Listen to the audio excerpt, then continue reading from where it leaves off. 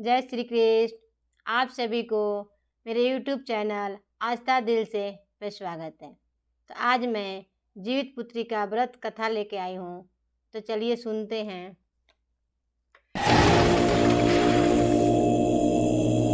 जीवित पुत्री का व्रत इस बार 10 सितंबर 2020 को पड़ रहा है। यह जीवित पुत्र बिहार, झारखंड और उत्तर प्रदेश में मनाए जाने वाला एक लोकप्रिय पर्व है। वहीं नेपाल में जीवित पुत्री का व्रत जितिया उपवास के रूप में लोकप्रिय है।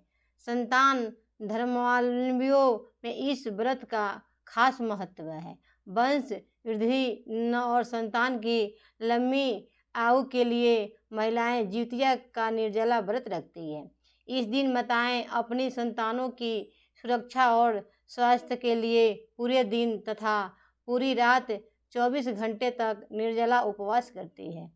हिंदू चंद्र कैलेंडर के अनुसार आश्विन माह के कृष्ण पक्ष सप्तमी के नवमी तक जीवित पुत्री का व्रत किया जाता है। आइए जानते हैं तिथि, शुभ मुहूर्त, पूजा की विधि, व्रत नियम और इस पर्व का महत्व। जीवित पुत्री का व्रत शुभ मुहूर्त। इस बार आश्विनी कृष्ण पक्ष अष्टमी तिथि 9 सितंबर की रात में 9:46 पर प्रारंभ होगा और 10 सितंबर की रात 10:47 तक रहेगा।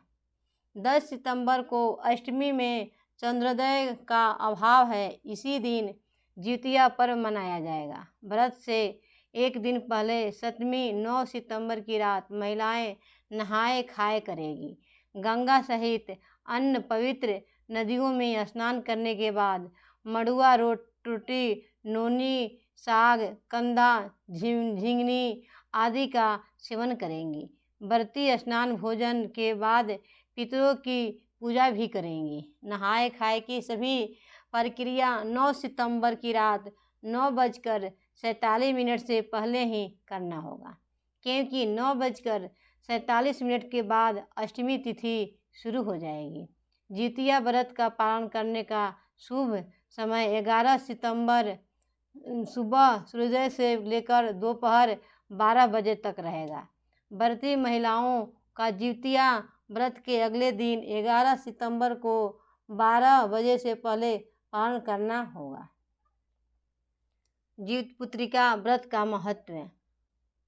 जीवित पुत्रिका का जितिया का व्रत हिंदू धर्म में आस्था रखने वाली महिलाएं संतान की मंगल कामना के लिए करती है। मान्यता है कि यह व्रत बच्चों की लंबी उम्र और उनकी रक्षा के लिए किया जाता है। मान्यता है कि इस व्रत की कथा सुनने वाली महिलाओं का भी सभी संतान वियोग नहीं सहना पड़ता है, साथ ही घर में सुख शांति बनी रहती है। जितिया व्रत की पूजा और विधि। इस दिन जीवित पुत्रिका व्रत का पहला दिन कहलाता है। इस दिन से व्रत शुरू होता है। इस दिन महिलाएं नहाने के बाद एक बार भोजन करती है। इस व्रत को करते समय केवल सूर्योदय से पहले ही खाया पिया जाता है। सूर्योदय के बाद आपको कुछ भी खाने पीने की सख्त मनाही होती है। इस व्रत से पहले केवल मीठा भोजन ही किया जाता है। तीखा भोजन करना अच्छा नहीं होता। इस दिन कई लोग बहुत सी चीज़ें खाते हैं, लेकिन खास तौर पर इस दिन झोर भात, नोनी का साग एवं मड़ुआ की रोटी अथवा मड़ुआ की रोटी दिन के पहले भोजन में भी ली जाती है। फिर दिन भर कुछ नहीं खाते हैं। तो खर जितिया, यह जीवित पुत्री का व्रत का दूसरा दिन होता है। इस दिन महिलाएं निर्जला व्रत करती है। यह दिन विशेष होता है। पारण की विधि। यह जीवित पुत्री का व्रत का अंतिम दिन होता है। जितिया व्रत में कुछ भी खाया या पिया नहीं जाता, इसलिए यह निर्जला व्रत होता है। व्रत का पारण अगले दिन प्रातःकाल किया जाता है, जिसके बाद आप कैसा भी भोजन कर सकते हैं। तो चलिए हम सुनते हैं अब व्रत कथा।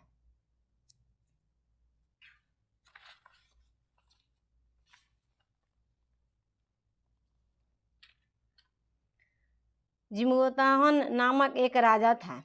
एक बार वह अपनी स्त्री के साथ अपनी ससुराल गया। वही एक बार नैमिषारण्य में निवासी ऋषियों ने संसार के कल्याणार्थ सूत जी से पूछा, हे सूत जी, कराल काली काल में लोगों को बालक किस तरह दीर्घायु होंगे, सो कहिए। सूत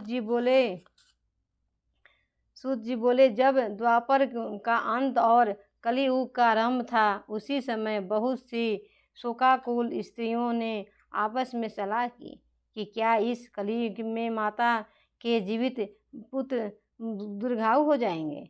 जब ये आपस में कुछ निर्णय नहीं कर सकी, तब गौतम जी के पास पूछने के लिए गई। जब उनके पास पहुंची तो उस समय गौतम जी आनंद के साथ बैठे थे। उसके दिन उनके सामने जाकर उन्होंने मस्तक झुकाकर प्रणाम किया। तदंतर ऋषियों ने पूछा, हे प्रभु, इस कलियुग में लोगों की पुत्र किस तरह जीवित रहेंगे?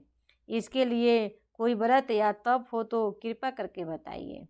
इस तरह उनकी बात सुनकर गौतम जी बोले, आपस में वही बात कहूँगा, मैंने पहले से भी सुन रखी है। गौतम जी ने कहा, जब महाभारत युद्ध के अंत हो गया और द्रोणपुत्र अक्षमा के द्वारा अपने बेटों को मारा देखकर सब पांडव बड़े दुखी हुए, तो पुत्र के सुख में से व्याकुल होकर द्रौपदी अपनी सखियों के साथ ब्राह्मण सेठ धर्म के पास गई और उसने धैर्य से कहा, हे विपेंद्र, कौन सा उपाय करने से बच्चे दीर्घायु हो सकते हैं? कृपा करके ठीक ठीक कहिए।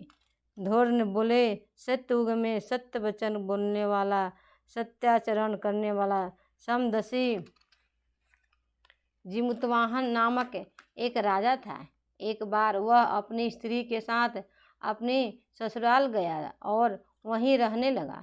एक दिन आधी रात के समय पुत्र के शोक से व्याकुल कोई स्त्री रोने लगी, क्योंकि वह अपने बेटे को दर्शन के निराश हो चुकी थी। उसका पुत्र मर चुका था। वही रात हुई कहती थी, हाय, मुझ बूढ़ी माता के सामने मेरा बेटा मरा जा रहा है। उसका रुंदन सुनकर राजा जिमुतवाहन का बहुत मानो हृदय विदीर्ण हो गया। वह तत्काल उस स्त्री के पास गया और पूछने लगा, तुम्हारा बेटा कैसे मरा? बूढ़ी ने कहा, गरुड़ प्रतिदिन आकर गांव के लड़कों को खा जाता है। इस पर दयालु राजा ने कहा, माता, अब तुम रो मत, आनंद से बैठो, मैं तुम्हारे बच्चों को बचाने का कुछ यत्न करता हूँ। ऐसा कहकर राजा उस स्थान पर गया जहाँ गरुड़ आकर प्रतिदिन मांस खाया करता था। उस समय गरुड़ भी उस पर टूट पड़ा और राजा के शरीर का मांस खाने लगा। जब अतिशय तेजस्वी गरुड़ ने राजा का बायां अंग खा लिया, तो झटपट राजा ने अपना दाहिना अंग फेरकर गरुड़ के सामने कर दिया। यह देखकर गरुड़ जी ने कहा, देवइतियों में तुम कौन हो? तुम मनुष्य तो नहीं जान पड़ते। अच्छा, अपना जन्म और कुल बताओ। पीड़ा से व्याकुल मन वाले राजा ने कहा, हे पंछीराज, इस तरह की प्रश्न करना व्यर्थ है। तुम अपनी इच्छा भर मेरा मांस खाओ। यह सुनकर गरुड़ रुक गए और बड़े आदर से राजा के जन्म और कुल की बात पूछने लगे। राजा ने कहा, मेरी माता का नाम है स्वया और मेरे पिता का नाम शैलवाहन है। सूर्यवंश में मेरा जन्म हुआ है और जिमुतवाहन मेरा नाम है। राजा की दयालुता देखकर गरुड़ ने कहा, हे महाभाग, तुम्हारे मन में जो अभिलाषा हो वह वर मांगो। राजा ने कहा, हे पंछीराज, यदि आप मुझे वर दे रहे हैं तो वर दीजिए कि आपने अब तक जिन प्राणियों को खाया है ये सब जीवित हो जाएं। हे स्वामिन, सबसे आप यह बालक को न खाएं और कोई ऐसा उपाय करे कि जहाँ जो उत्पन्न हो ये लोग बहुत दिनों तक जीवित रहें। धैर्य ने कहा कि पंछीराज गरुड़ राजा को वरदान देकर स्वयं अमृत के लिए नागलोक चले। वहाँ से अमृत लाकर उन्होंने उन मरे मनुष्यों को हड्डियों को बरसाया। ऐसा करने से सब लोग जीवित हो गए। जिनको कि पहले गरुड़ ने खाया था। राजा के त्याग और गरुड़ की कृपा से वहाँ वालों का बहुत कष्ट दूर हो गया। उस समय राजा के शरीर की शोभा दुगनी हो गई। राजा की दयालुता देखकर गरुड़ ने फिर कहा, मैं संसार के कल्याणार्थ एक और वरदान दूंगा। आज आश्विन कृष्ण सप्तमी से रहित शुभ अष्टमी तिथि है। आज ही तुमने यहाँ की प्रजा का जीवन दान दिया है। ये वत्स सबसे यह दिन ब्रह्मभाव हो गया है। जो मूर्ति भेद से विविध नामों से विख्यात है वही त्रिलोक में पूजित हो। दुर्गा अमृत प्राप्त करने का अर्थ है जीवित पुत्रिका कहलाई है। इस तिथि को जो स्त्रियां उस जीवित पुत्रिका की ओर कुछ की आकृति बनाकर तुम्हारी पूजा करेंगी तो दिनों दिन उनका सौभाग्य बढ़ेगा और वंश की बढ़ोतरी होगी। हे महाभाग, इस विषय में विचार करने की भी आवश्यकता नहीं है। राजन, सप्तमी से रहित और उदय तिथि की अष्टमी को व्रत करें, यानी सप्तमी वृद्ध अष्टमी जिस दिन हो उस दिन व्रत न कर शुद्ध अष्टमी को व्रत करें और नवमी में पारण करें। यदि इस पर ध्यान न दिया गया तो फल नष्ट हो ही जाएगा और सौभाग्य तो अवश्य नष्ट हो जाएगा। जीवितवाहन को इस तरह वरदान देकर गरुड़ वैकुंठ धाम को चले गए और राजा भी अपने पत्नी के साथ अपने नगर को वापस चले गए। धोर द्रौपदी से कहते हैं, हे देवी, मैंने यह अतिशय दुर्लभ व्रत तुमको बताया है। इस व्रत को करने से बच्चे दीर्घायु होते हैं। हे देवी, तुम भी पूर्वोक्त विधि से यह व्रत और दुर्गा जी का पूजन करो तो तुम्हें अभिलषित फल प्राप्त होगा। मुनिराज, धोर की बात सुनकर द्रौपदी के हृदय में एक बार का कौतूहल उत्पन्न हुआ और पूर्ववासिनी स्त्रियों को बुलाकर उनके साथ यह उत्तम व्रत किया। गौतम ने कहा, यह व्रत और इसके प्रभाव को किसी एक चिल्ही ने सुन लिया और अपनी सखी से सियारिन को बताया।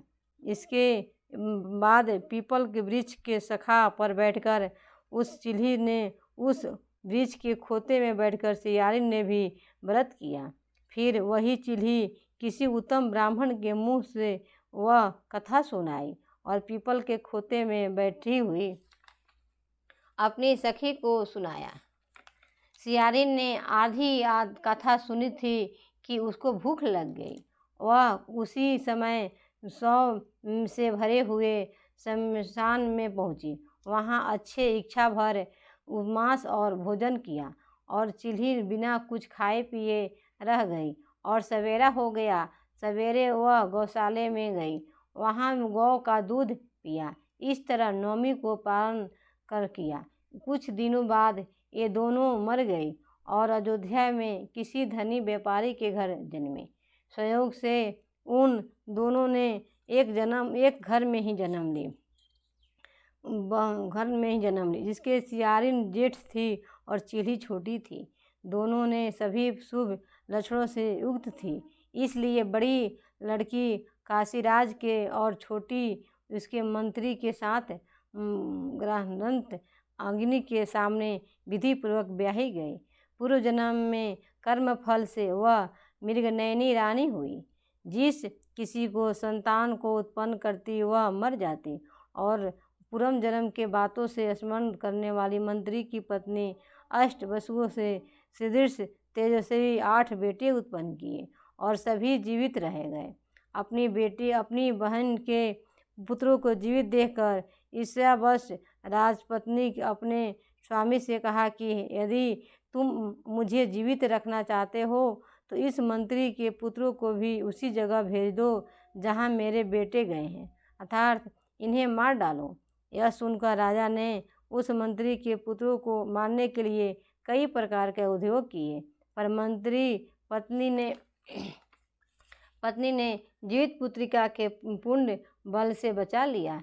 एक दिन राजा ने अपने आदमियों से उन पुत्रों को सिर काटकर पिटारी में रखवाया और वह पिटारी उनकी माता मंत्री पत्नी के पास भेज दिया। किंतु ये 8 सिर बेशकीमती जवाहरात हो गए और वह भले चंगे कि 8 लड़के अपनी माता के पास वापस चले गए। उनको जीवित देखकर राजपत्नी को बड़ा ही विस्मय हुआ। अंत में वह मंत्री की पत्नी के पास आई और उसने पूछा, बहन, तुमने कौन सा ऐसा पुण्य किया है जिससे बार बार तुम मारे जाने पर भी तुम्हारे बेटे नहीं मरते? इस पर मंत्री की पत्नी ने कहा, पूर्व जन्म में मैं चिल्ही थी और तुम सियारी, दोनों ने व्रत किया था। तुमने व्रत को नियमों को भली भांति पालन नहीं किया और मैंने किया था। इसी दोष से हे बहन, तुम्हारे बेटे नहीं जीते हैं। ओ राजरानी, अब भी तुम जीवित पुत्रिका का व्रत करो तो तुम्हारे बेटे दीर्घायु होंगे। मैं तुमसे सच सच कह रही हूँ।